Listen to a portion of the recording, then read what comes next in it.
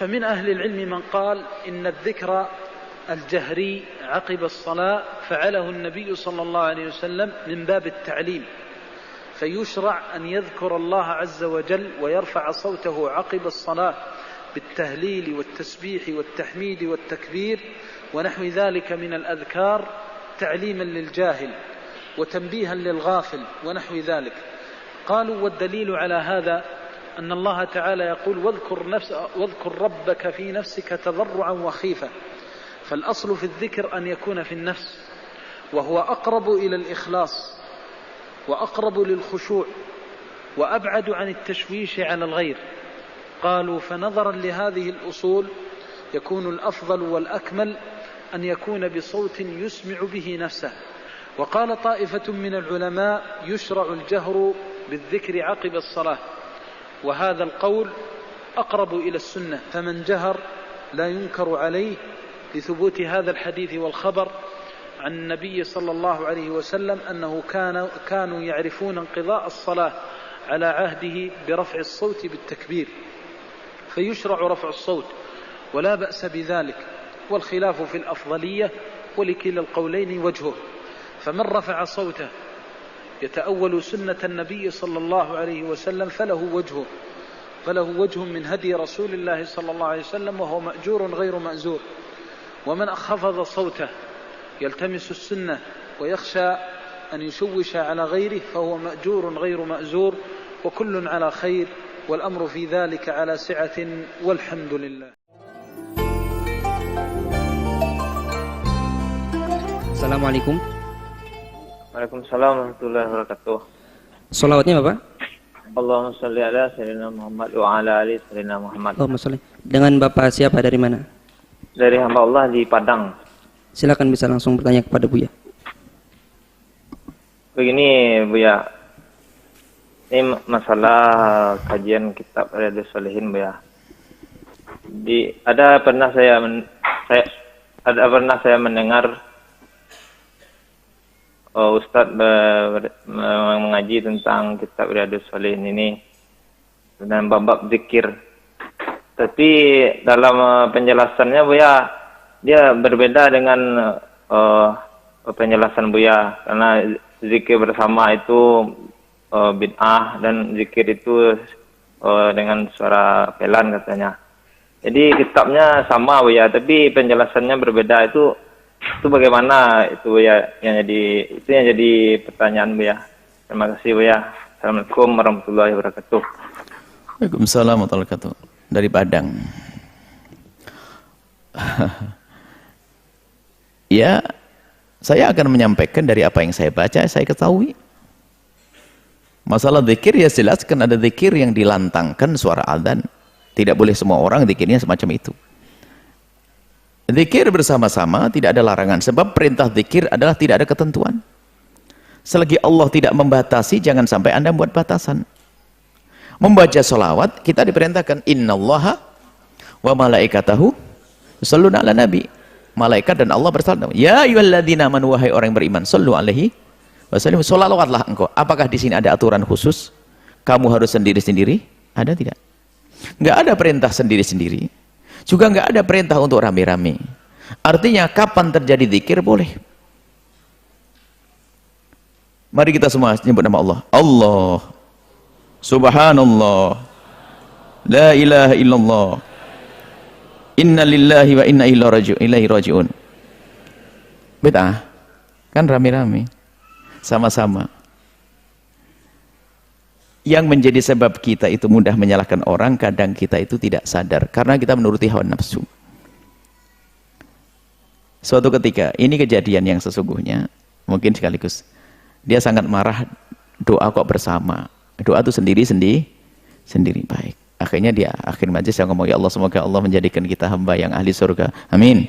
Nah, dia juga ngomong amin dia. Ini Masya Allah, makasih Ustaz, kita barusan doa bersama. Jadi sebetulnya nggak ada masalah yang demikian itu. Anda kalau dipermasalahkan, Anda jangan menganggap itu sebuah masalah. Memang dalam setiap kehidupan ada orang yang semacam itu. Tapi Anda kan punya rambu-rambu, punya ilmu. Zikir boleh dibaca bersama. Khususnya orang-orang awam itu kalau zikirnya nggak bareng-bareng, lupa urutannya yang mana. Kadang nggak hafal, zikir habis sholat nggak ingat, habis sholat langsung bubar. Jadi kalau Anda orang menjelaskan Riyadhus Shalihin, kemudian dia melarang zikir bersama, nggak tahu diambil syarah dari mana. Mau di Riyadhus Shalihin ini menyebutkan tentang kita dihimbau untuk berzikir, baik sendiri, berduaan, bertiga, atau rame. Gantian juga boleh. Jadi nggak ada, yang penting kita banyak berzikir. Kemudian ya kalau rame-ramenya tanpa disengaja ya, memang ada larangan harus rame-rame tidak disengaja, nggak ada, sengaja tidak sengaja. Jadi Anda jangan membatasi begitu. Zikir ya zikir. Mengangkat suara ya, penting jangan lantang bikin orang pusing kaget, wajar. La ilaha illallah. Subhanallah. Jadi itu sebetulnya lagi-lagi tadi hawa nafsu. Kalau sudah kita kadang-kadang begini, kalau sudah tidak senang dengan kelompok itu apa saja dikena salah. Dibahas urusan zikir, zikir bersama jadi bid'ah. Mengeluarkan suara dalam zikir bid'ah. Wong Nabi pernah melihat orang berzikir, dengar orang berzikir kok. Mengucapkan zikir Nabi mendengar, Nabi tidak melarang kok. Ini seperti itu. Jadi kalau Anda bertemu dengan yang demikian itu ya doain semoga Allah memberikan hidayah agar orang itu bisa menjaga lisannya, tidak mudah menyalahkan orang lain. Kalau Anda berzikir sendiri hebat. Lalu Anda mengajak anak-anak berzikir juga hebat. Anda habis sholat zikir diam sendiri, alhamdulillah mau zikir. Enggak zikir pun enggak apa-apa, sunnah yang penting sholat.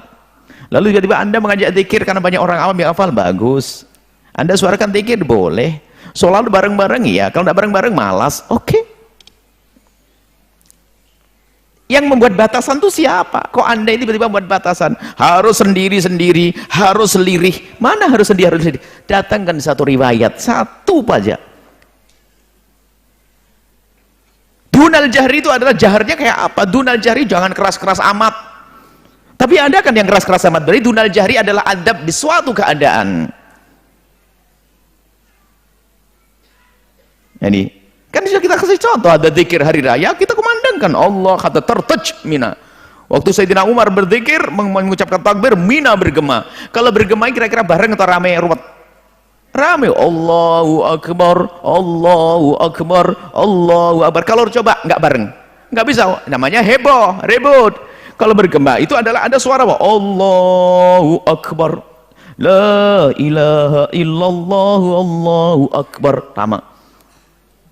Mina bergema, bukan mina hiruk pikuk, enggak. Mina bergema. Dan itu sudah biasa.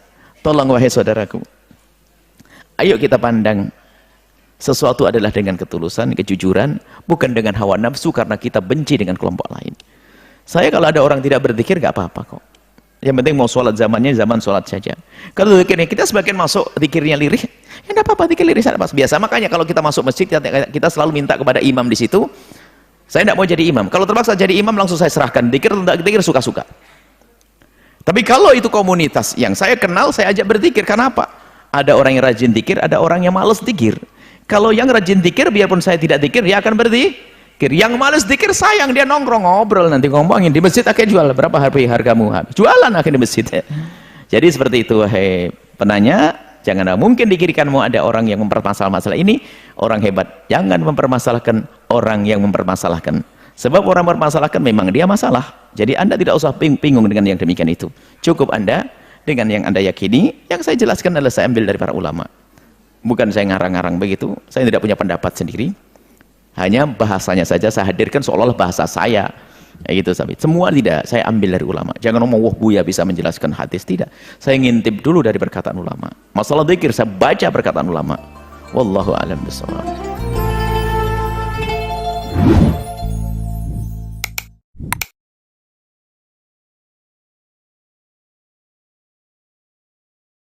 Jurnalistik.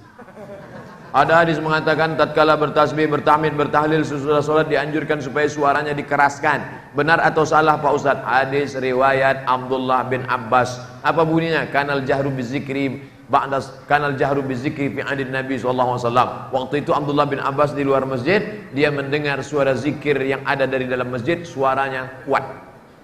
Waktu itu mikrofon belum ada. Dia di luar masjid, didengarnya. Subhanallah, subhanallah, subhanallah, subhanallah. Mikrofon belum ada lagi. Ini mikrofon ini datang belakangan. Ini bukan made in Arab, ini dari Inggris punya nih. Makanya itu tulis di sini on off. Seandainya ini ada zaman Nabi, pasti tertulis al-hayah wal maut. Oleh sebab itu kalau ada yang berdalil berzikir kuat, boleh subhanallah, subhanallah, subhanallah, subhanallah, alhamdulillah, alhamdulillah, alhamdulillah, alhamdulillah. Jangan saling menyalahkan. Yang tak setuju dengan zikir jahar, dia pakai zikir sir. Silakan zikir sir sendirian.